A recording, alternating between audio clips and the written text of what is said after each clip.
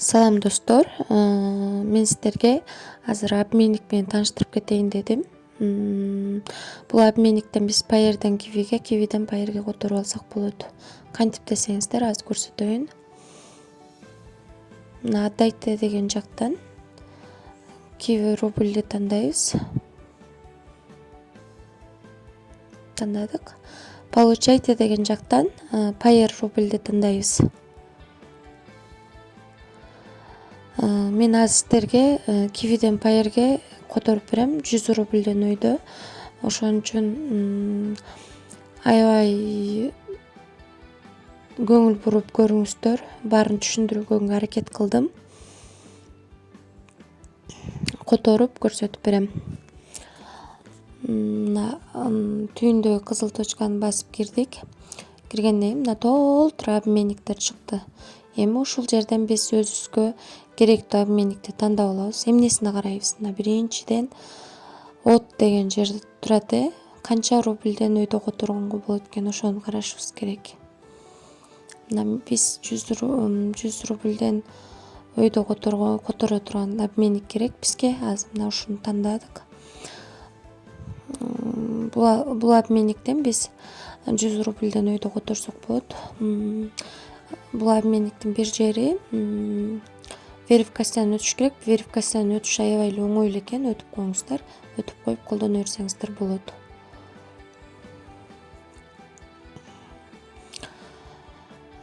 Азыр ушул обменник аркылуу биз акчабызды которуп түшкөнүнө чейин көрсөтүп берем. Бул обменниктин ссылкасы описанияда, анан комментарийде болот. Ошол жактан тапсаңыздар болот.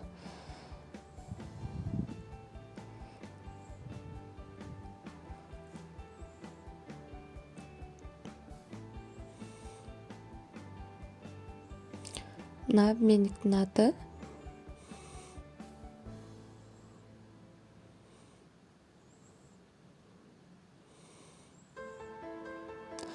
Мына бул жерге, сумма деген жерге, жок мен бул жерде.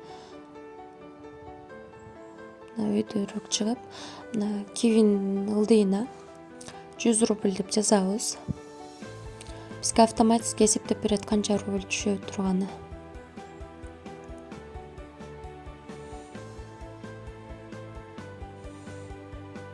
Берге номерибизди жазабыз, которо турган Kiwi'нин номерин.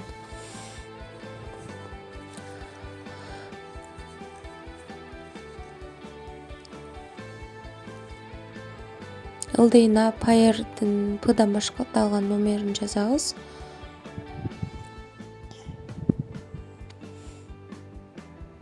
Мына бизге комиссиясы менен 94 рубль 42 цент түшөт экен.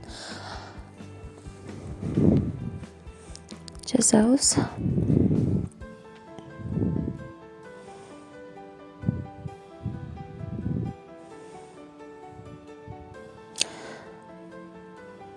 Мына бул жерге галочка коебуз дагы, обменять дегенди басабыз.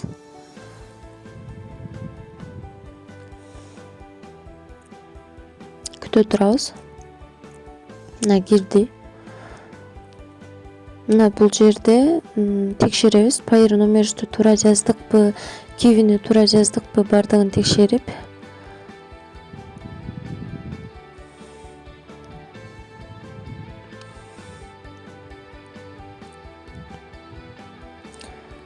Анан бул жерге галочка коебуз дагы.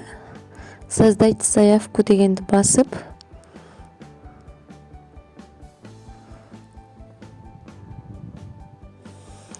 Мына бул жер чыкты. Бул жерде биз ушул жерде номер берет. Ошол номерге Kiwi'ден акча которобуз. Азыр көрсөтүп берем. Номерди копировать этип алабыз. Мына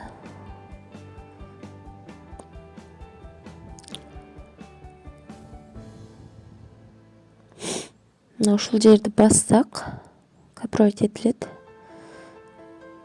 Анан оплатил заявку дегенди басабыз. Мына эми Kiwi'ге киребиз.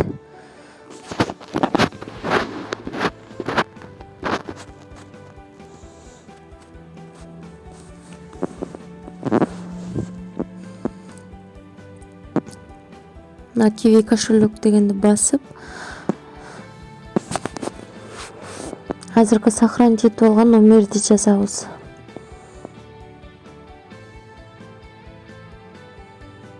Бир жолу текшерип коюңуздар, номер туура жазылып атабы. Мен 2 жолу текшерип атам.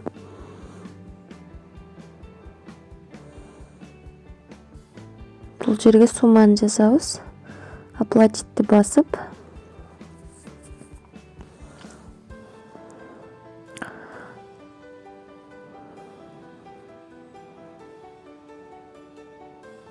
сөзсүз получить квитанция дегенди басып квитанцияңыздарды алып коюңуздар ар кандай жагдайга жараша.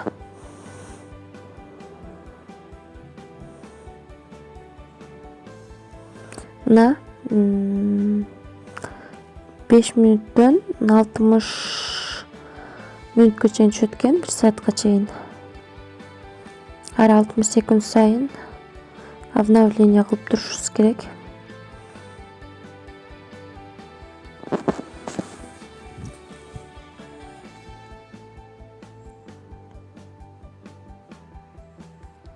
Мына арадан 10 мүнөт убакыт өттү. Биздин акчабыз түштү деп келди. Мына Payerz'ге киребиз. Мына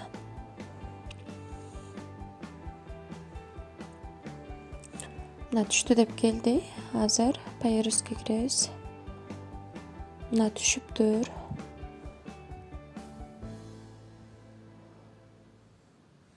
Мына бул обменник полный 100% төлөбөйт. Барыңыздарга сунуштайм.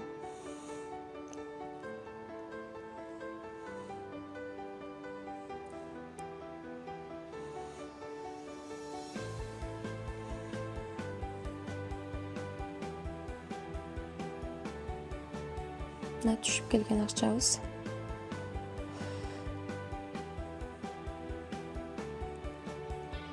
Мен сиздерге дагы бул сайт жөнүндө түшүндүрүп кетейин.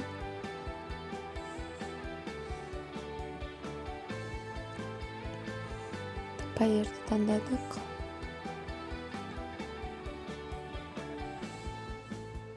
Көрүп атасыздар, башка деле обменниктер бар. Обменниктер дейм да, башка деле кошелектер бар, карталар бар. Ушулардын баарына которсок болот.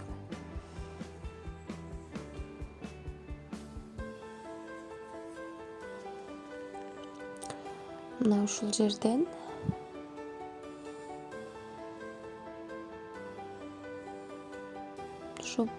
ушул обменниктердин башында тургандар курсу жагынан жакшылар. Мына бул жерде отзывды сөзсүз окуңуздар.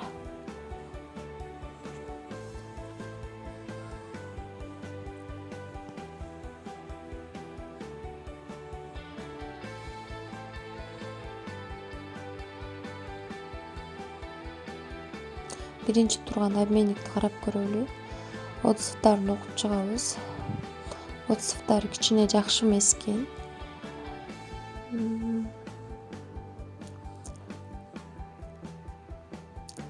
Мына кайра администратордун жазганы бар экен.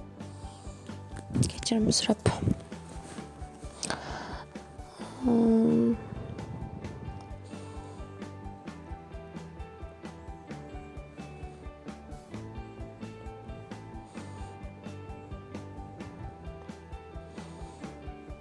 Азыр ушу обменникти көрөбүз. Биринчи турган обменник курс жагынан жакшы, бизге ыңгайлуу. 1000 рубль топтоп, мына от деген 1000 рубль топтоп, анан чыгарып алсак, бизге аябай эле ыңгайлуу болот. Мына бул жер резервине сөзсүз караңыздар. Көп акча которуп алсаңыздар, резерви жетпей калышы мүмкүн.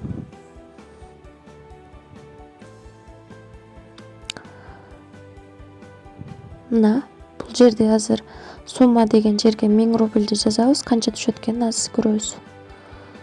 1000.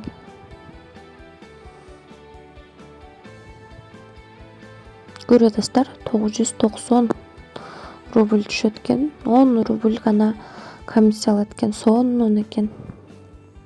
Ошон үчүн 1000 рубльге жеткизип анан которуңуздар.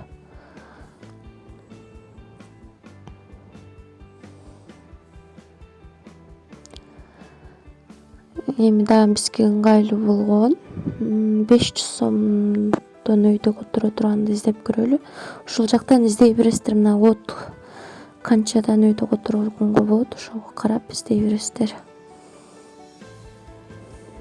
Мына 500 рубль деп турат. Ушуну карайбыз.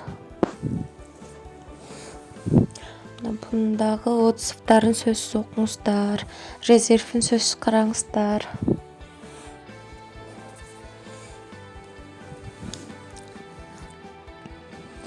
Резервинде акча жок убакта которуп алсаңыздар, күтүшүңүздөргө туура келип калат. Төлөбөй койбойт, төлөйт, бирок күтүшүңүздөргө туура келип калат.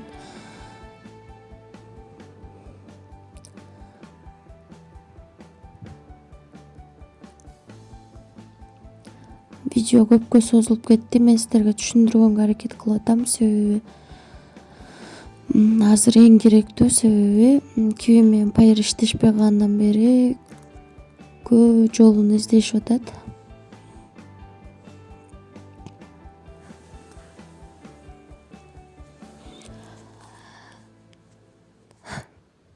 Бияктан чыкпай атат деп күтүп атсам, мен уйкум келип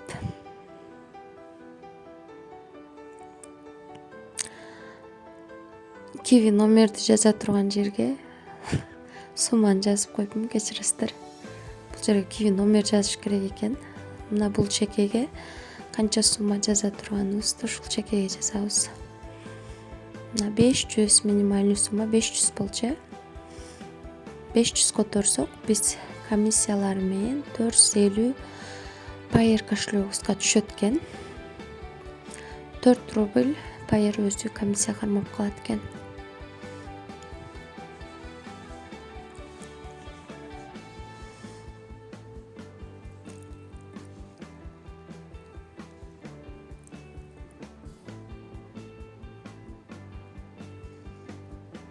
Мына ушинтип которо беребиз.